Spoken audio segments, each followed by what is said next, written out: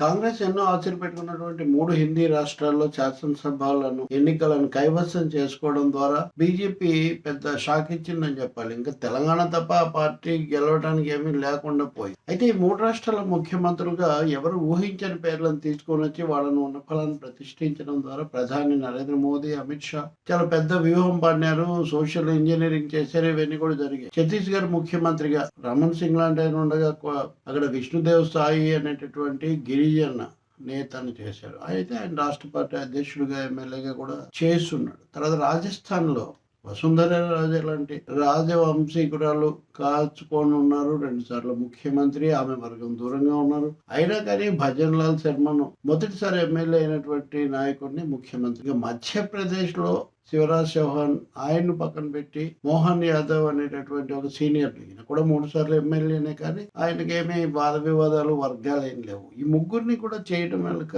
Social engineering అని అందరూ అనుకున్నారు. కానీ సోషల్ ఇంజనీరింగ్ కంటే కూడా పార్టీలో పాతుకుపోయిన నాయకులను కదిలించటం, ఒక వీలైతే పెకిలించటం, విధేయులను అక్కడ ప్రతిష్ఠించడం, దాంతో పాటు వీళ్ళు సంఘ పరివార భావజాలని కూడా విధేయులు. చాలా కాలం నుంచి ఆర్ఎస్ఎస్ కు అనుబంధంగా పనిచేసినటువంటి నేపథ్యం ఉంది. రెండోది సంస్థాగతంగా బీజేపీలో అనుభవం. సో ఎప్పుడైతే నరేంద్ర మోదీ తన బొమ్మతో ఈ రాష్ట్రాలు గెలిచామో అక్కడున్న రాష్ట్ర నాయకులది ఏం లేదు అని నిరూపించారు. ఎందుకంటే ఆ నాయకులు ఏం ఖాతరు చేయలేదు కదా, వాళ్ళ టికెట్లు కూడా చాలా ఆలస్యంగా ఇచ్చారు. అప్పుడు తన మాట ప్రకారం చేయటము, పూర్తిగా అధిష్టానమే నిర్ణయిస్తుంది, మీకేం లేదని చెప్పడము ఆయన ఒక పనిగా పెట్టుకున్నారు. ఈ పని ఆయన ఇంతకుముందు కూడా చేశారు. అంటారు మోదీ వీలైతే కులాలు తప్పనిసరి అనుకుంటే కులాలు ఇంజనీర్ కాదు, వీలవుతుంది అనుకుంటే దాన్ని బ్రేక్ చేసి కొత్త వాళ్ళని తెచ్చు. ఉదాహరణ రాజస్థాన్ లో జనాభా రీత్యా చూస్తే అగ్రవర్ణానికి జనాభా చాలా తక్కువ, అయినా కానీ తెచ్చిపెట్టారు. అన్ని భిన్నమైన సంఘ పరివార సంకేతం పంపటం. అదే ఇక్కడ ఎంత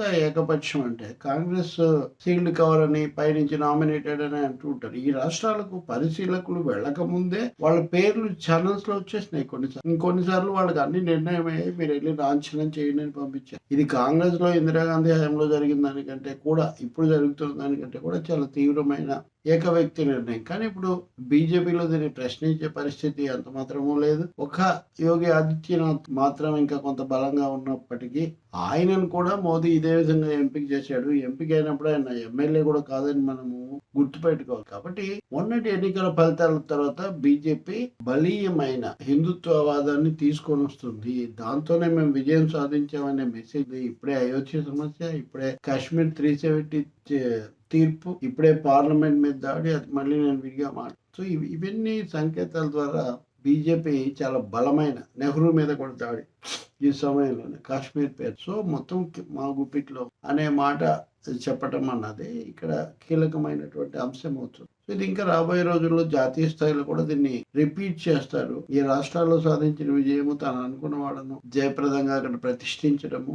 తన వ్యూహానికి పెద్ద విజయం మోదీ భావించడమే కాదు, సంఘ పరివార్ కూడా దానికి దాదాపు ఆమోద ముద్ర వేసినటువంటి. ఇక్కడ వీళ్ళ కులాలను మాత్రమే చూసి వీళ్ళ మూలాలు ఆర్ఎస్ఎస్ లో ఉన్నాయన్న విషయాన్ని గుర్తించకపోతే మనం మరి పప్పులో కాలేసినట్టు అవుతుంది. అంతా కూడా ఒక వ్యూహాత్మకంగా ముందే నిర్ణయం అయిందని, వచ్చిన బలాన్ని చూసిన తర్వాత సంఖ్యాబలం. మోదీ ఇక్కడ ఎవరు మీ నాయకుడు అంటే ఎవరు ముఖ్యమంత్రి అభ్యర్థిని ఎవరు చెప్పలేదు కదా, మోదీయే ప్రచారం. కాబట్టి ఇక్కడ ఇంకా వీలైనంత ఎక్కువగా సంఘ పరివార మూలాలు ఉన్న వాళ్ళను, అలాగే సంస్థాగతంగా సర్దుకుపోయి విధేయంగా ఉండే వాళ్ళను ఎంపిక చేయాలన్నదే నరేంద్ర మోదీ, అమిత్ షా, నడ్డా ఈ నాయకత్రయం అనుసరించబోయే వ్యూహం అనేది చాలా స్పష్టమవుతుంది. తెలంగాణలో కూడా కొంచెం ప్రభావం చూపినటువంటి బండి సంజయ్ని పక్కన పెట్టి కిషన్ రెడ్డిని అప్పటికప్పుడు తెచ్చి దాంట్లో ఉన్న వ్యూహం బీజేపీకి బీఆర్ఎస్ దగ్గరగా ఉందనే ఇంప్రెషన్ కలిగించి, ఆ తర్వాత బీజేపీనేమో బీఆర్ఎస్ ఓడిపోయిన తర్వాత మళ్ళీ మామూలు తీవ్ర స్థాయిలోనే మాట్లాడుతున్నారు బీజేపీ. అంటే అనేక రాష్ట్రాల్లో అనేక రకాలైన వ్యూహాలకు వాళ్ళు సిద్ధపడుతూ ఉన్నారు.